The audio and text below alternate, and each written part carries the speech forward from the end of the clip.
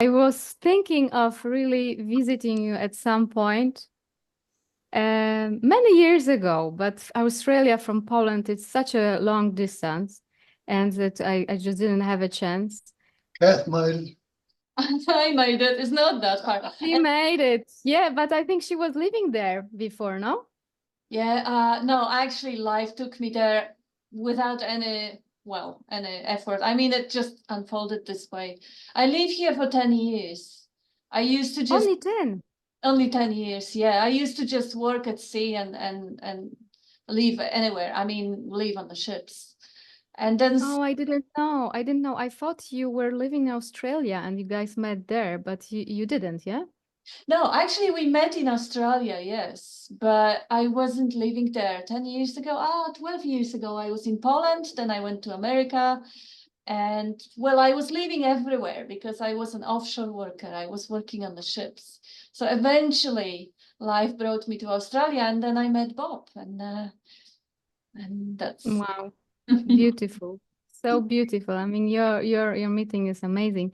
When I was in Bali this year, I was close to Australia, and at some point I have the feeling, oh my God, I'm so close. I'm gonna go and visit those guys in Melbourne. I really felt like going, but it didn't happen again. So I felt, okay, it doesn't happen in life, so we could at least connect via internet. yeah, that's better than nothing. And it's still, we are all here. I know. Yes, we are.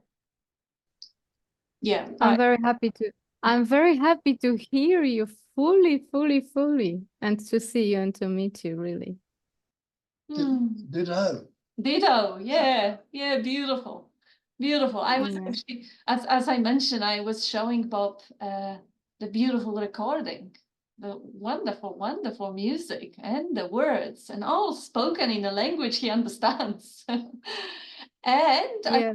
translated the titles of your satsangs for the last 2 years. I just looked for something in English and I looked at the titles and they were so beautiful, beautiful words, beautiful titles. I just translated them to just show him how much we really are on the same page and to which extent we even use the same language.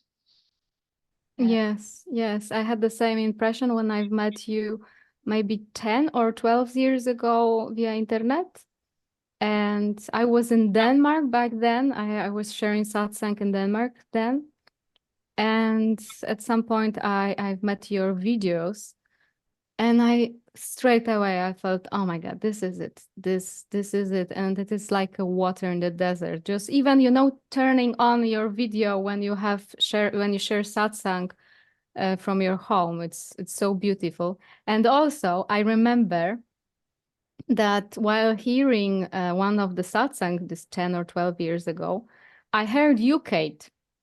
And I just heard your voice because you didn't record people asking questions back then, I think. And I heard your voice, and my first impression was she's clear, and then she must be Polish because of the accent. I felt that you must be Polish, and my feeling was I would really love to meet that woman, and I was intentionally listening to your talks and waiting for you to speak something. So it's so beautiful. Yeah, And then when I heard the way you guys met and this beautiful love story, it's so touching and beautiful. Yeah, I was really, really elated when I got the first message from you because at that point I actually heard about you from some of the people back in Poland who were telling, oh, look, there is a lady in Poland who does the satsang. Check her out. I didn't really know where and how, but you actually told me there was something in English and I remember showing it to Bob. That was quite a few years ago. And what a wonderful thing that, that massive population there, twice bigger than Australia there, has someone who showed them the light, has someone who shines that clarity. That's just, yeah. Just Thank you so much. I have a question for both of you.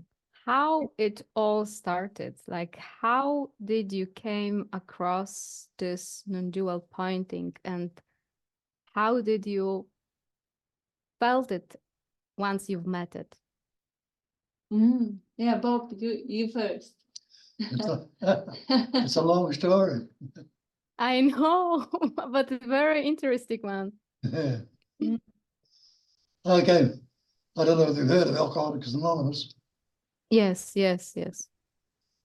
Well, I was addicted to alcohol, or seemingly so, Yes. into big trouble. And I had no spiritual understanding or beliefs. I was dead against all this religious crap, really. But Mhm. I went to the fellowship and stopped drinking. And stopping drinking, felt I came good again. You know, got cleaned up and was able to get a job and work and got a bit of money together. And of course, 12 steps on the wall to a spiritual program. I didn't believe in any of that, so I left the fellowship. You know, I've stopped now, I'll be right, but I wasn't. So I got into the booze again, the grog, and took another 9 months before I got that bad that I went back to the fellowship and stopped drinking again. This time, somebody handed me a book called Sobriety Beyond, written by a Catholic priest who was an alcoholic. Mhm. At the statement that we alcoholics are given a second chance at life. And that hit me like a boom. I've been here, drunk and deadbeat, and I know hope. I got sober, got clean, and got out of it. Now I'm back here again. I've been given a second chance. And underneath that question, he had the question, how well do you use that second chance? And that was like another big whack in the stomach. It came to me, how only one way I can use it. Find out what it is that's given you that second chance. Wow. That started me on the spiritual search. Being a Westerner, I looked into Christianity and all the things that took me to the Eastern stuff. And That was a 17 search for higher power, Yeah, right? yeah. Just what is the higher power Yeah. that, yeah. which they call in the fellowship, God as you understanding. You know. 17 years later, they took me into the East and took me to the Sakakadeva. I went to a lot of other teachers and all the rest of them. Muktananda first. Muktananda. And how was the meeting of how was your first impression when you've met this great teacher Nisargadatta Maharaj? You have a privilege to spend a year with him almost, yes? Yeah. Well, that was How was the first. The first one was the Maharishi. The TM meditation. Then Muktananda. yes. Muktananda took me to the Sakakadeva. When I first, you know, I didn't want to go and see him because I was loyal to the guru, he's just supposed to be. But something made me. I went into a bookshop looking for a book in India and walking out, couldn't find anything that suited at the time, it didn't seem to. And the fellow behind the counter, he said, this is a book you should read. It was I Am That. Now I'd seen that title, people had offered to me before, and people had offered to take me to see him, but I didn't want to have a bar with him. You know, I was loyal to the guru. But with this one, this hit me. I thought, well, I picked up the book and had a look at a few pages, and what I saw resonated immediately. So I went round and saw him straight up. It wasn't far away. And I heard what he was saying, and that was it. And he told me what I'd heard many times before, that you were already that. And I, you know, this time I really heard it. That was the end. That's beautiful. Yeah, sometimes we can hear the sentence many times, but we don't hear it, no? And suddenly, in the right circumstances, you just hear it. It took me back to Australia, and I started talking about it. First on the AA meetings, Yeah. no? Yeah. And First on the AA meetings, that's beautiful. Yeah. And people started to hear it. And then the AAs, but I was talking to druggies and alkies all the time, and in AA they have the first name. So that's where the Sailor Bob come. There was Geordie Bob, there was Managatak Bob, there was Big Bob, and I was the same. I got called Sailor Bob. And then I introduced Okay. to go to speak. That's how the name came about, and that's how it stuck. Okay, so this is how it was. Oh my God, amazing. Amazing. Yeah, so I've heard that not only you, but some of other non-duality people who point to non-duality first came across AA, and I found that AA, this movement is also amazingly supportive. Also for non-dual message, I believe. Yeah, if you know where to look, you find it there. You find it. I'm not AA member. I did go to Al-Anon though, which is a 12-step support group for the families and friends of alcoholics.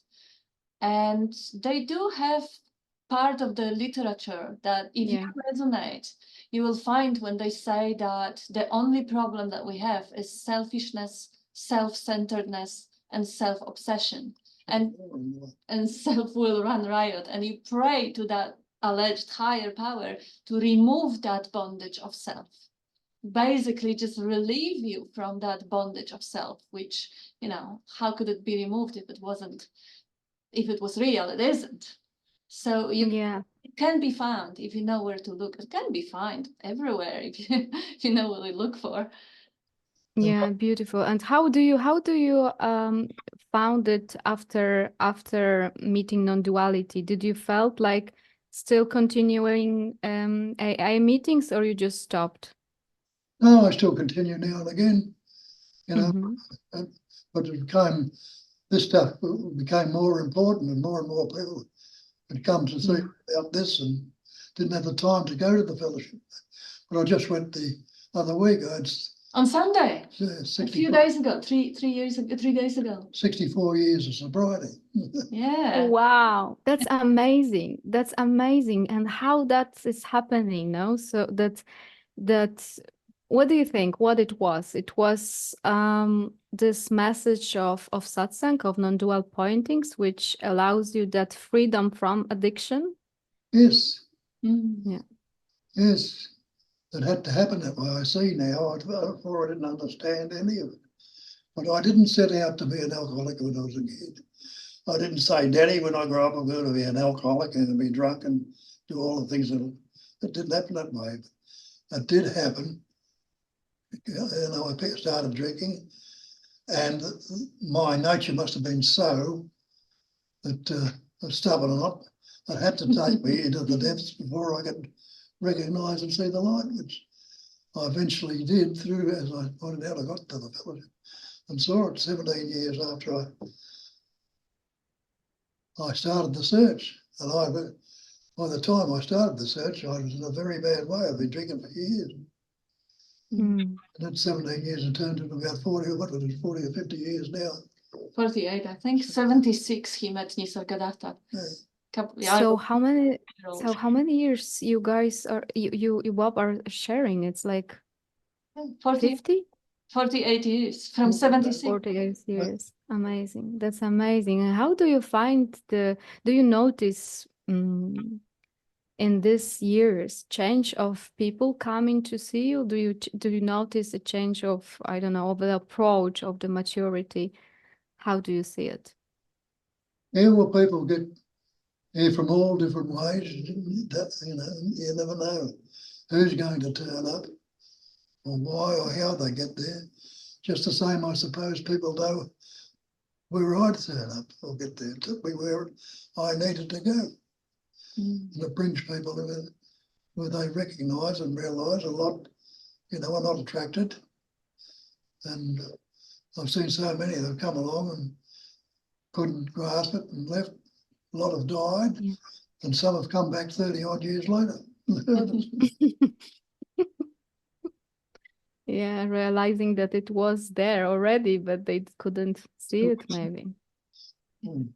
What about you? Tell us about you. How it was for me. For me, it was by accident at first. First, I've met the book of Paul Brunton, The Search of Secret India, where was the pictures of Ramana inside.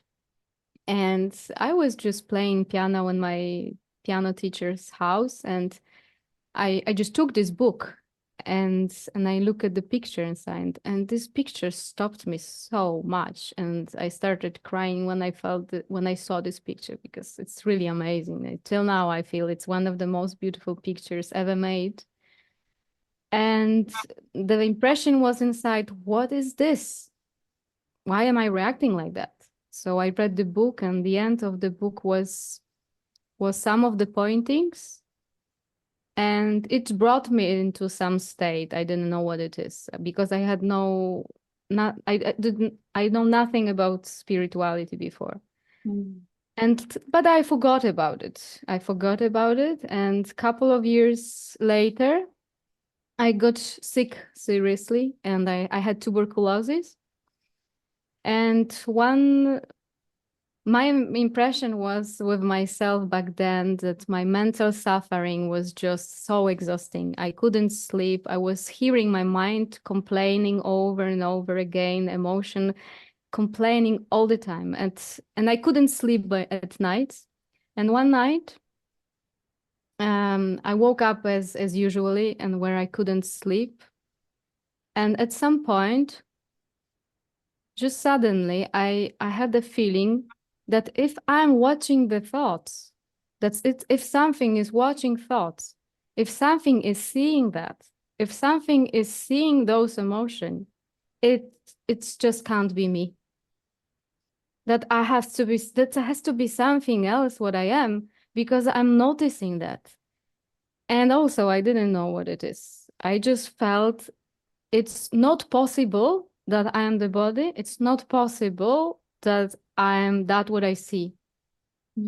But again, I didn't have any spirituality background, so I didn't know what it is. But it was a huge relief. Like lots of fear just disappeared, and I didn't know what's happening, even no spirituality background whatsoever. And then I went to India 6 months after with my family, with my 2 kids, and I went to Ramana Maharishi ashram. Because I remembered that picture, and I felt, okay, I'm gonna go to see the ashram of this guy. And I felt great, amazing, everything was good. But at some point in one restaurant, somebody came to me and said, look, but there are people nowadays who point to that what Ramana was pointing. And I was like, it's not possible. It's not possible that these people exist. And immediately I felt, oh my God. So I started running for satsang, and I've met Muji there in Tiruvannamalai, and I went for satsang, and satsang was in English. I did not understand English much back then, but when I came to the room, I felt they are talking about it. This is it, and that is how it started. Beautiful. Yeah, beautiful. Yeah. So I can say no, but just by accident, by accident, you know, the sickness helped, because I don't know if even if I would heard the message before, I was so busy with life. If I would just stop with the clarity, I would just run after some other things, maybe, I don't know. It's to say by accident, but it wasn't by accident. Yeah. Life knew where to take him. Yeah. And we're lucky enough to be open to follow it. But it is amazing how the suffering often facilitates the search. And you weren't really, because this is what I notice in our groups. A lot of people come from, like a broken nest, the childhood trauma, the suffering, deeply ingrained suffering, social anxiety, all sorts of really, really crazy, dark states that they struggle with. That is exactly what Bob was at when the alcoholism put him down to the bottom. It was really rock bottom. And you didn't really go through that. You don't, your family is fairly healthy, and you have, you've been fairly healthy. It was quite, I had quite easy background, I might say. So it wasn't through suffering. I just felt from the young age, from really being a kid, that the way people understand world, or my parents or people all around, it's something weird. It's strange. It's like childish behavior, but I didn't know consciously how could I perceive differently. But I felt something is strange, and I had a relief every time where I was in nature, or I had a relief when I've met Ramana's pointings, or still now when I see satsang perspective. And the perspective of the mind, it's totally uncomparable, I would say. Oh, absolutely. Yeah. And how was it for you, Kate?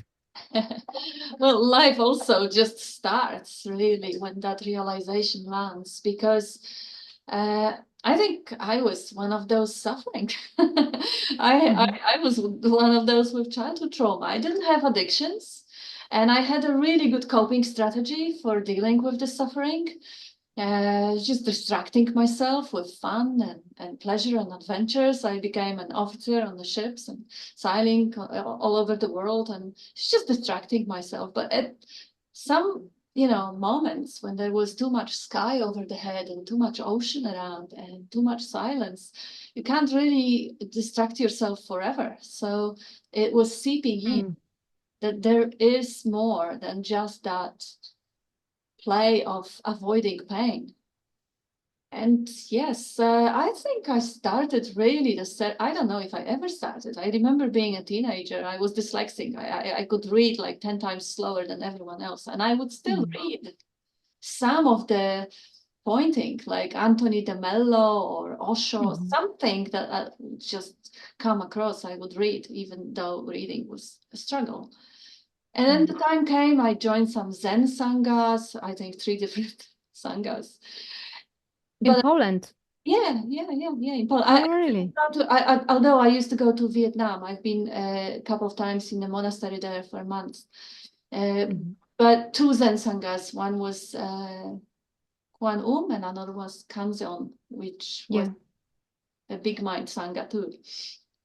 All wonderful, all super helpful. But still, at that point, I couldn't hear what they are saying. I mean, a lot of things have landed, but the idea of no self was just too much for the mind. So eventually I ended up going to India, and that I had my introduction to non-duality. And that introduction, actually, everything landed straight away. And I ended up with that living without center for weeks altogether, just being an empty space, receiving sensations, thoughts, and just being a field of happening. But then I would go back to Poland, and the old habits of identifying as the body mind, or a poor miserable little me who is not good enough, and who is right, or who is whatever. I mean, that would just creep back into the picture until I came to Australia. And my ex-partner, with who we had really traumatic, really painful relationship without any intention from either side. It was just incompatibility and a little bit too much suffering on both ends that just rubbed the wrong way. I mean, life needed to amplify the suffering to facilitate the clear seeing. And at some point when I was actually ready to stop pretending that relationship is going to get us anywhere, it was just probably on the rock bottom, on my knees, of the pain and humiliation. I was already seeing Bob 2 or 3 times a week for his meetings. Between the contracts, of course, half of the time I was at sea working. But the time when I was ashore, I would come and see Bob. And at that point, that was the first and the only time when I actually saw him individually, one-on-one. when I came in and, I was self-collected. I was ship's officer. I wouldn't show feelings. I wouldn't cry in public. I wouldn't behave like a pussy. I was just a strong woman, one could say. And he saw me in tears. He saw me broken. And in that brokenness, I would just cry my eyes out that, look, I understand every concept that you say. I get it. I've seen it many, many times. Yes, there's no self, but that self keeps building itself. It keeps establishing itself, and it hurts. If there is no self, if there is no me, why is the suffering? What is it? What am I? I know I'm not the body, that's too easy. Of course, the body is constantly changing, yes. But that vulnerable self, that emotional self, that suffering self, that part that fears rejection and fears humiliation, how is that not me? And then as I was actually describing the conceptual image that I had of myself, being that self, I was even actually making gestures like, see, my boy thinks that I am this self-collected, smart officer who is, who's got some skills and some life skills and whatever. He thinks this is what I am. This is not what I am. He's wrong. I am this emotional self, vulnerable self, showing nothing here and nothing there. And as I was describing those two nothingnesses, crying my tears out, it just stopped. Everything just stopped, and suddenly it was so obvious and so clear that there, equally I'm not this as I am not that. And perhaps my concept of myself was a little bit more alive, a little bit more sensitive or sentient than his, but was equally just a nonsensical concept. Like, how could I possibly be that concept? And everything stopped, the mind stopped. So there was no need to re-identify. There was no need to establish another image of what I am. And since then, I live without an image. I have absolutely no clue what I am, and I have no interest in finding out. I mean, who cares? It's just life outpouring. And in his presence. And that, funny enough, next morning, I just woke up. I hardly slept actually at night. It was suddenly that persistent silence, which haven't been there for like 40 years. So I woke up in the morning after very little sleep, but a lot of elation, a lot of like this whole heaviness of being encapsulated in that very tight costume of self-humiliating ideas of what I am. I realized that, oh gosh, what am I going to do? It's a new day. Oh, what's happening? And the only thought that would show up, I'll call him. I see if he's free and if he wants to hang out. And I came and I said, look, I have no questions. I couldn't conceive of a question. There's nothing to ask. There's no one who has a question. Suddenly, everything is absolutely clear. There is nothing to be found. There's nothing to seek. So do you want to hang out? And he says, yeah, I can hang out. Tell me what you got. Give me a spiel. And I even have somewhere recordings from that very first couple of meetings that, I don't know, I never got back to it. And that was, goodness, that was, many years ago. And then after a few weeks on hanging out, I went back to the ships, went back to work. And then I went traveling the world and I visited my mother and went to, just have some more adventures. And when I came back, again, I just call him and ask if he wants to hang out. And he happened to be free to hang out. So we hung out more. And as we were hanging out weeks and weeks, and then we started having our own little adventures. He would show me the music he likes, and we would just form a beautiful friendship.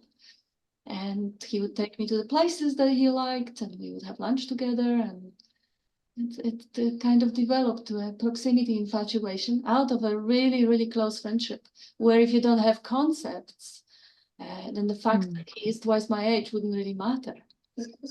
That's beautiful. That's really, really so amazing. Yes. Yeah. And From the other side of the world, we came together. Yeah, life has it right. Life with its creative way of expressing and experiencing itself. It actually, it works in amazing ways. Yeah, and this moment of just, finally having no question and finally having no attitudes towards anything. Just, this is just amazing. And people can ask questions, and why this and when that and this and that, and you suddenly have nothing, because there is no impression. It's just happening. I actually really loved, I was telling Bob a moment ago, I loved how you put it, that thoughts have stopped to make impressions on you. What an amazing way to put it. Because that's what a great description. Yes, suddenly the thoughts become just thoughts. They're not truth, not reality. They don't matter. They may have some relative importance to the functioning, but they're not ultimate importance in anything, really. They're just what they are. Yeah, I had, even to that extent, the feeling was that when I came back home, I remember like just having lots of books in my shelves, and I had to put cover on my shelves just not to see books, because the books also, it made me impression that there is somewhere to go where I am not yet, that there is something to grasp what I don't have yet. And at some point, I just couldn't see any books, nothing, especially about spirituality. I couldn't speak about those matters also. But what's interesting, that at some point, the words towards the freedom just appear. And they just appear, and you just can't stop it. They just appear. And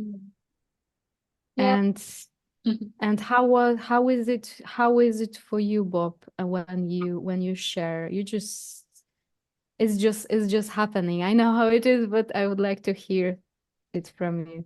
Whatever comes up. I don't know what I'm going to say. This when I start talking, it doesn't matter either, because everything is that. It's all even and all equal, even though it appears in its diversity. And it couldn't be any other way. There's only that is all there is. So it comes out. Maybe before long it'll stop as the age goes on. I won't be able to talk. Yeah. I like when you say, when you say that story, when people ask you if Nisargadatta gave you some whatever transmission and told you to speak, what do you answer then? Oh, yeah. And Nisargadatta tell you to speak? I said no. And if he told me I couldn't speak, he couldn't have stopped it. Yeah. It just came out. You have no saying. You have no saying. I heard what he was saying, it resonated, and it took over. Yeah. Exactly. It just takes over. Yeah, Bob sometimes says, oh, you got to continue, you got to speak. When I stop speaking, you can keep going, you can keep the group going. And I say, well, it's not up to me. Yeah, it's totally, whether it happens or it doesn't happen, it's completely not up to me. And it's not right now, so why worry about it? Yeah, but the clarity is so strong, and the clarity which you get, which comes from your words, is so strong that it's. I will doubt if it will not happen. It will happen, I guess. I mean, but we don't know, of course. But I really like to hear you. Oh, thank you. And I would love to hear you a lot. Oh, thank you. Yeah. Yeah, I don't know. I mean, gosh, because it's funny how I used to be really future oriented. I used to obsess about the future. I used to always leave a couple of steps ahead, plan the distractions, plan the adventures. And then at that point, the future completely dropped away. It completely died out. The interest in future completely died out. And right now, I can't even, like people sometimes ask me, oh, what are you going to do when Bob dies? You're going to go and, go back to sea, or you're going to go back to Poland, or what you're going to do? Are you going to keep going here or whatever? I just can't even conceive of projecting those type of scenarios. It's so unthinkable to even project what is now. And it's just, what a waste of time. Yeah. Not up to me anyway. And whatever the life do is gonna be completely different. I mean, who knows? Life may take away the will of living. I may start learning how to fly without the parachute. Who knows? And who cares anyway? I have absolutely no fear of dying, and who cares? Yeah. He's the love of my life, that's for sure. I mean, I don't want to even project life without him, so I hope he's gonna hang out. He's not dying. We are not dying, no? No, no. And then Yeah. where is he gonna go anyway? Yeah. Yeah, and if you, Bob, could, you know, share a couple of words of the most important pointings to us, would you? Well, the most important things, you are that. That is all there is. And that is the basic space of phenomena. There's nothing you can conceptualize or think of that can be outside of space. Space has no beginning. So you can't say that at the beginning. It's got no end. It's nothing can be added to it, nothing taken away. It's got no shape or form. There's no thing, but it is absolute. Everything appears in space. So it can be nothing other than the space. Space is, well, they call it the basic space of knowledge. It's the base in which all things appear, but we ignore it. We take the concepts that are in space to be real and try and work it out in the mind. As the mind, they're all concepts. But space itself, it's absolute. And if you recognize that you are absolute, nothing can be added to you, nothing taken away. Who can be superior to you? Nobody. Who can be inferior to you? Nobody. And what would you want from anybody else? Nothing. That was all that. Only that. Space-like awareness, they call it. The nature of phenomena is that which appears to be. It's all appearance, all seeming stuff. But no thing has ever happened. And something cannot come from nothing. So it's all like a dream, as the psychoanalyst says. We're dreaming a dream we call the world. Stop looking for ways out. The dream is not your concern. Your concern is you love one part of the dream and not the other. He says, love all of it or none of it. And the rest will be done for you. And that's so. Leave it as it is and things unfold naturally. And he says, nothing can trouble you except in your own imagination. When you look at that, that's true too. We imaging in all these concepts and ideas about ourselves, imagining. Just like you look in the mirror, what do you see? A reflection in the mirror or an image. You can't say that image is not there, but go up and try and grab the image out of the mirror. You can't say it is. So it's the same with this manifestation. It's all appearing to be so. The appearance is not how it really is. It's the non-conceptual ever fresh presence of yours. Just this, nothing else. And you and I and everything else is already that. And that's the great mantra. That is all there is. And we know that. I am that because that's a chair, that's the carpet, that's the tree, that's the flower, that's the planets, the stars, everything's already that, which we've discriminated by the words we've learned. It tells you in the Bible, in the beginning was the Word. The Word was with God. That's all that God is a word, another word. The Word was God. All things are made by Him, by the Word, and there's nothing made that was made without the Word. That's the trouble. We've learnt words and take the Word to be real instead of saying it's all the one life, the one essence, the one intelligence energy, or the one being, or whatever word you put on it. It just is. Beautiful. What's your favorite word? What's my favorite words? A word for, for pointing consciousness or awareness, space or God or love, or, everyone has a word. They all kind of symbol for something. What's your favorite? It's every time I can't say I have a favorite. You know, it's Yeah. every time it just spontaneously comes. Sometimes I even use the word room for awareness. That this is a room. It's Wow. just a room. Everything what's in the room, you know, and Yeah. so it's I don't have my special word for that. It's spontaneously happening when I'm speaking, the way Mhm. I use the word. Mm. Yeah, beautiful. I like you use room. I actually like the word field. Bob uses the Feel. but stillness, silence, they're all kind of, pointing at the same thing. I like laughing at it really because I had a friend who used to come to Bob's meeting and she says, look, I'm coming here for 25 years. And I still can't quite understand what's the difference? What's the difference between the space and the silence and the awareness and God? It's just so many concepts. Okay. I'm not smart. Well, no, if you try to grasp it with the mind, no, absolutely. It's ingraspable. It can't be grasped. Yeah, and we have this connotation with words, so it's good to use many of them. So the mind finally understand that it's not one word, it's not awareness, it's Yeah. not consciousness. Mhm. Even sometimes I speak to people and it's like, look, forget this word consciousness, because then you want to be conscious of something, and then you will develop relationship with something. So just forget it. It's not conscious. Yes. So, Yeah. Mm. Even put the word on it. The word's not the real. Yeah. So symbolic language. We put symbols on everything. Word water is not the word. Not the word. Can't drink the word. Yeah. Can't cook with the word fire. No. So this is the way on this. It's not a concept. Or word consciousness or awareness or Yeah. life or essence or intelligence or whatever. We just blah blah.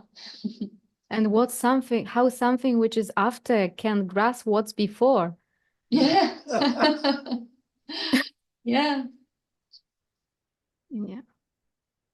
Guys, thank you so much for your time.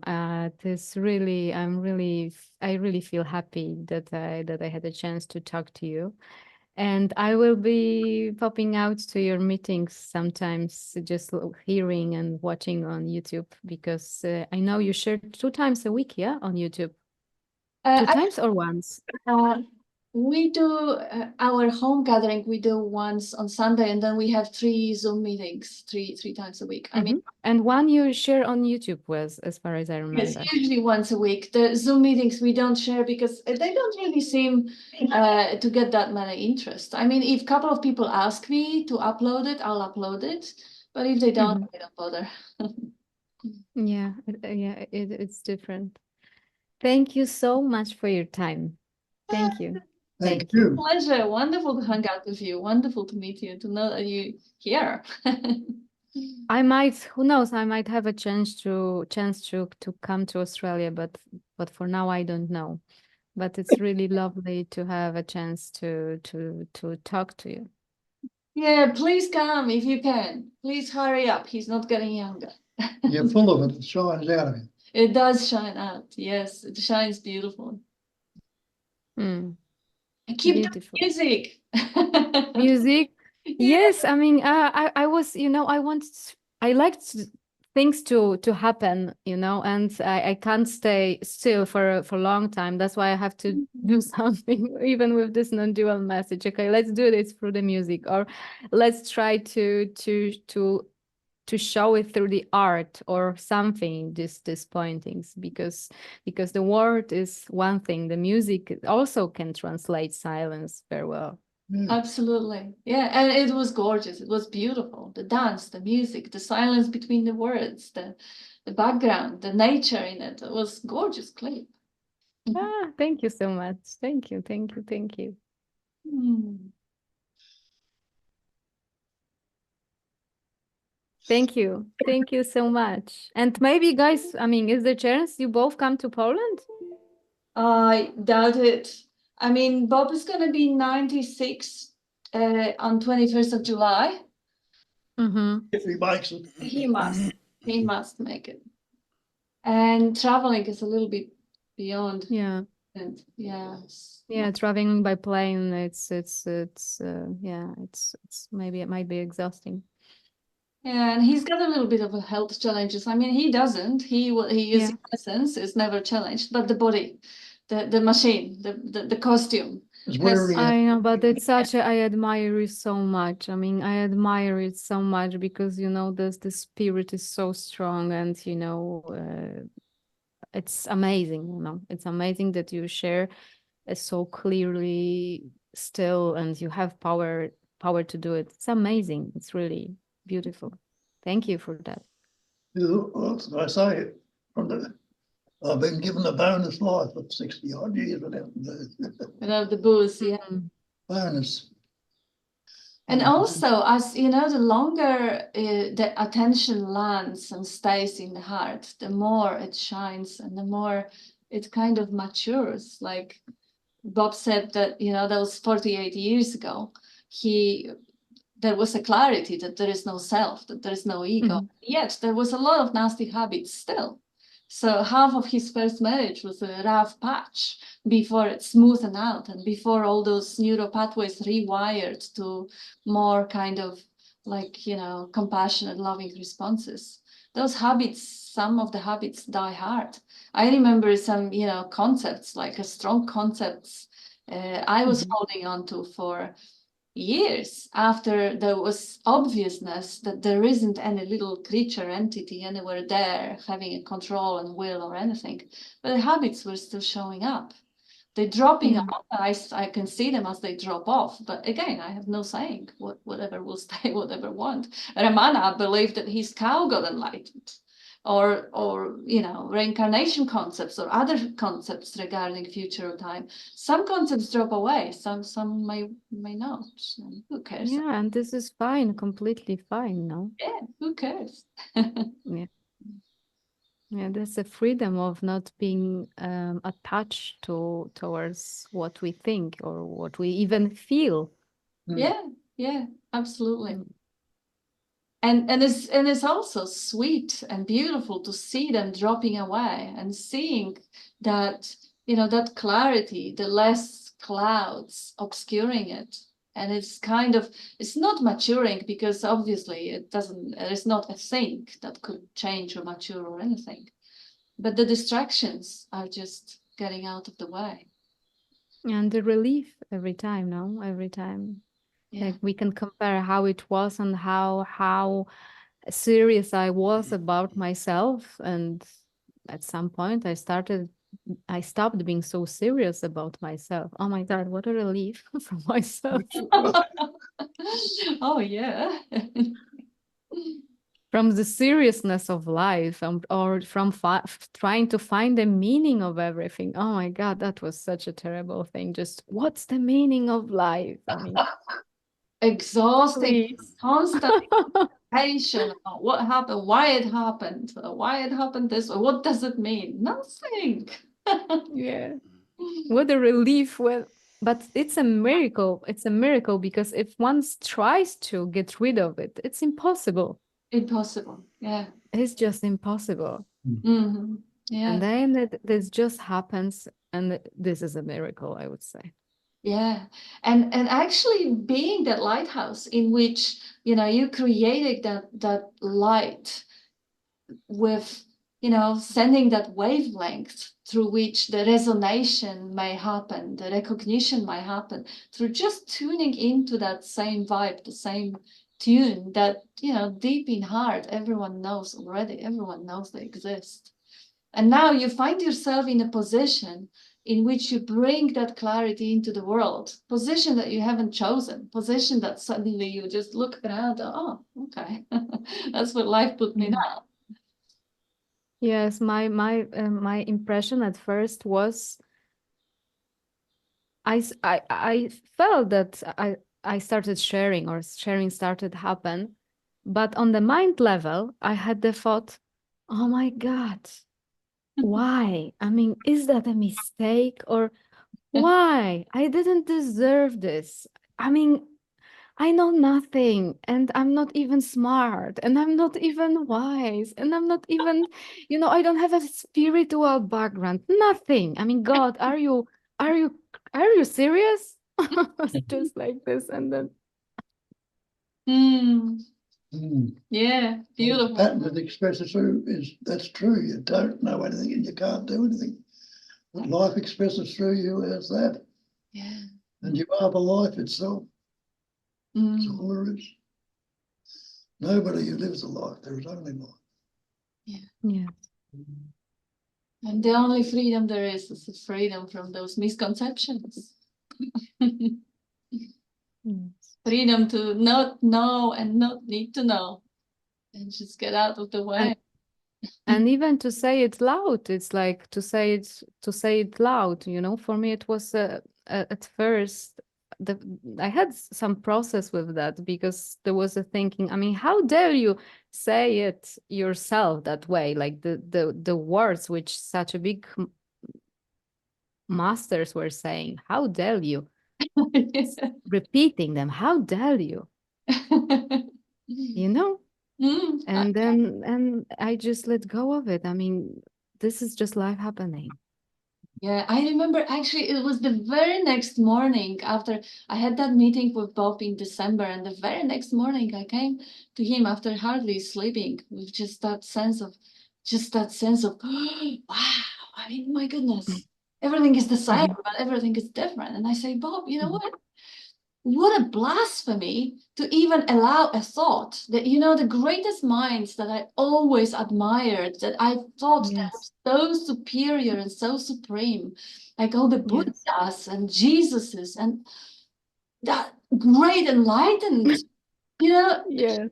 what am I one of them? Yes. This is outrageous. This is ridiculous. But how could you not?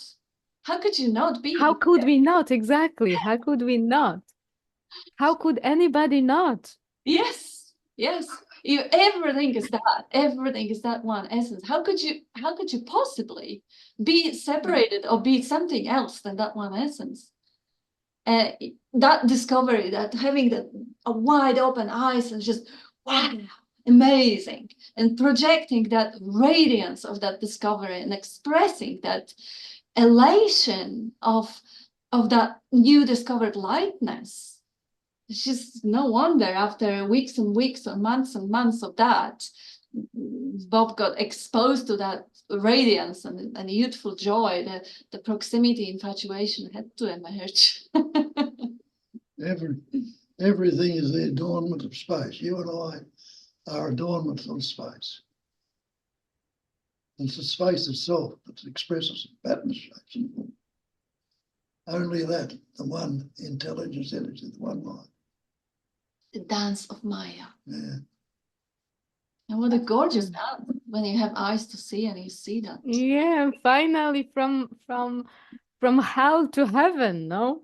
Yeah. And no matter what's happening, it's just heaven. Yeah, yeah. Oh gosh, the only freedom that could ever be. And it doesn't mean that you're not gonna get, you know, that pains or struggles, or body is not gonna age or get sick or whatever. I mean, yeah, but now, as you said, the thoughts don't make impression anymore. So you're not enslaved to believing the thoughts.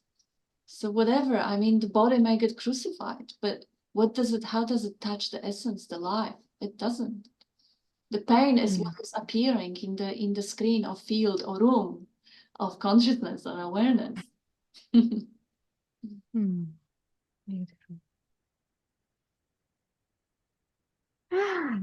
I feel nourished by our conversation. I feel Yeah, me too. It's just such a joy. It's beautiful to see that beautiful, beautiful, radiant, shiny, clear reflection. Yeah. Yeah.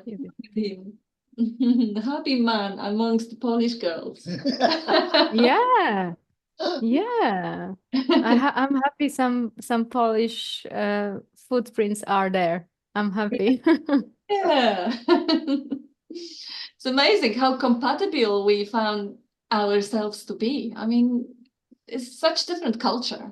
I mean, living in Australia initially was really confrontational because our culture, Polish culture, is much kind of closer, warmer in a way. You know, we include guest at home as God at home.